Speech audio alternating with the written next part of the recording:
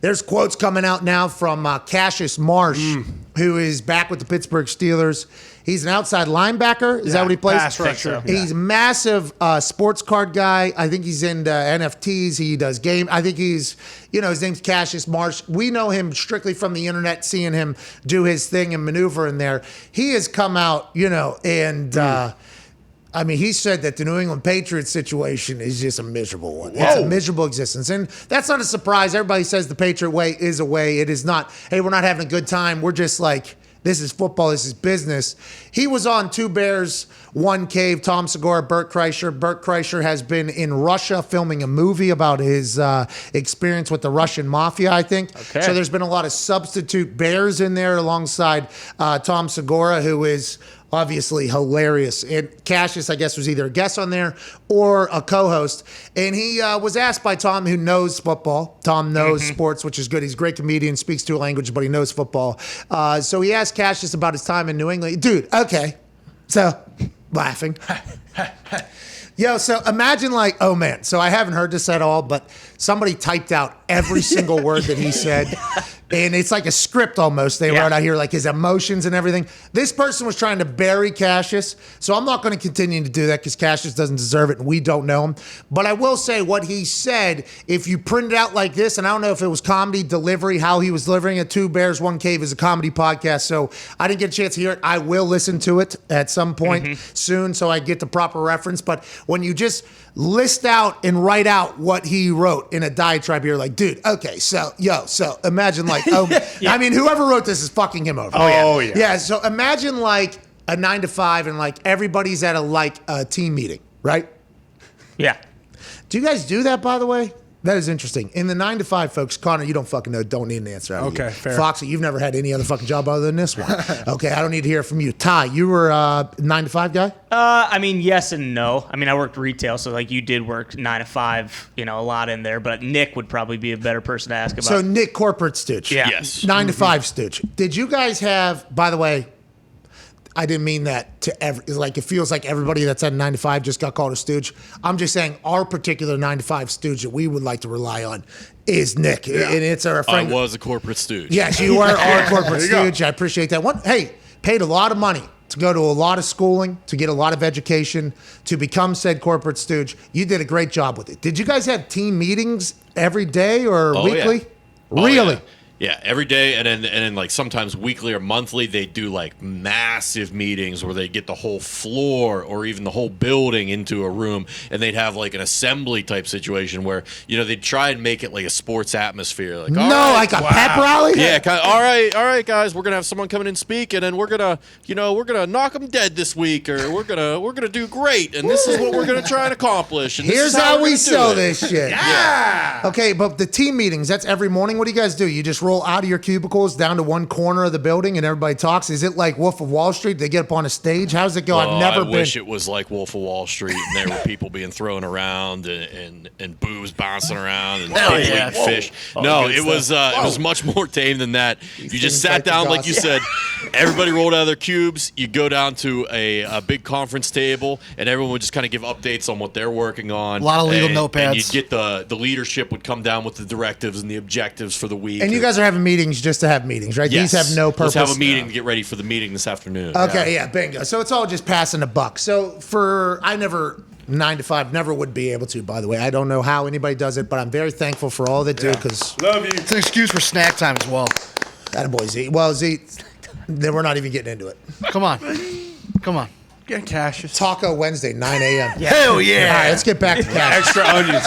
So you guys, you understand what a team meeting is then, but our team meetings, I think, a little bit more either serious or actual, there's reasoning for it as opposed to just passing time and having a meeting. Team meetings are a big deal because like what your person is saying, setting the tone, team meetings are hey, here's how today's going to go. Here's what we're focusing on. Here's how we're answering or talking about this type of thing. Here's how this is going. Like the team meetings have actual initiative. They start every single day. Special teams meeting, then team meeting first. Obviously, the first meeting of the day is the most important part. Special team meeting, normally the earliest in the morning, by the way. Okay. So a lot of faux enthusiasm in there is a big deal. 7 a.m. meeting. Okay, here we go. Every single day for 5 months. All right, here we go. Does anybody want to be here? No. All right. So I got to come in there and be like, hey, okay. Here we go. People think this is us just now, and this is me. This has always been me. Ask anybody that has ever been there. Every 7 a.m. meeting, at some point, I was going to work in. This is going to be the greatest meeting of all time. This is going to be the greatest meeting of all time today. Oh, shut up. Hey, not with that attitude.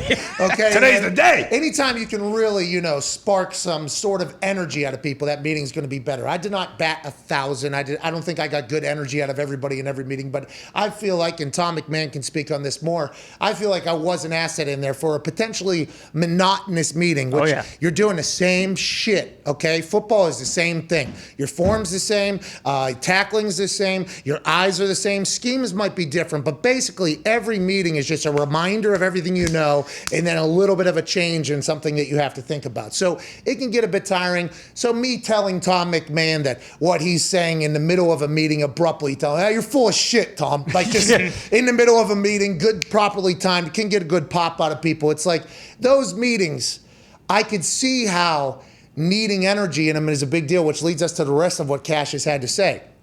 And the dude who walks in, the CEO, and he's like an old dude, all right? A little sexist there, by the way. Whoa.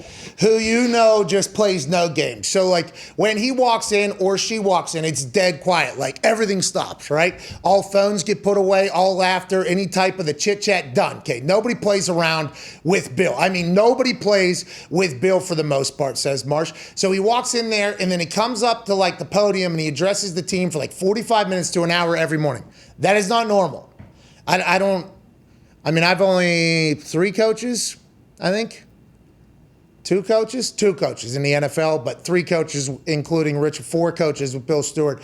Team meetings can have different lengths, but normally not longer the better. Normally it's the first Wednesday is when you're installing everything, setting it. Here's the keys. Here's this, what we're looking for, offense, defense. That one's a little bit longer. In my experience, that one has been a little bit longer, maybe 45 minutes to an hour. Mm-hmm. But then as the week rolls on, normally the people I've experienced, it's just like in there, reminders, thoughts, 15 minutes, 20 minutes max. Okay, so it's just kind of like, hey, let's keep this moving because there's another meeting. Individuals coming next, and then you just kind of move it forward. So 45 minutes to an hour every morning. He talks about the GM's history for the other team.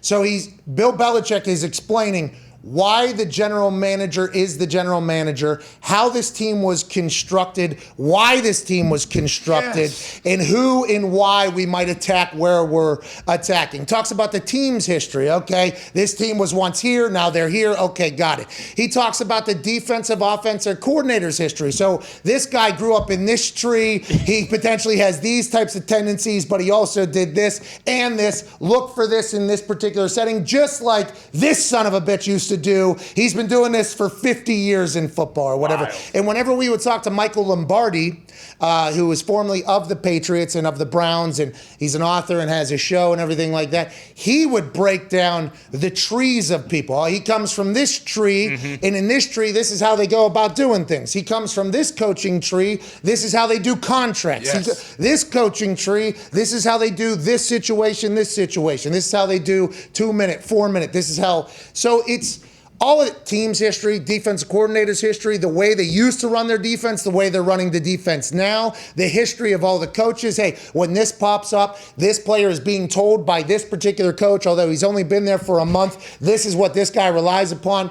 All that information, and this is, I don't ever want to go against what a player says. Okay, I'm very much a pro player guy. It is not easy to be in the NFL. It is very difficult. There's a lot of great fucking players who never make it in the NFL. So it is not. But what he is saying here, whenever it's typed out, he looks like a fucking stooge. Yep. Okay, because this is what every fan would be like. I would hope that this is what you are doing in these meetings. And the more situational awareness about everything that is a part of the team, we would hope that is what he would go on to say in Seattle, they had basketball shooting things and they compete every single day, and it was a lot more fun, college vibes, upbeat vibes. And when he says we would compete every day, imagine him telling Bill that when we were in Seattle, we'd be shooting hoops and we compete every day. And Bill's compete. like, what are you competing for?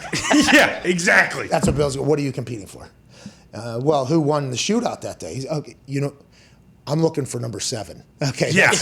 That's I'm just looking for the 7. Shooting hoops. That's all. I'm not. We're competing every day. Guess what? To win a Super Bowl. Yeah. But once again, there are so many different ways to go about doing things.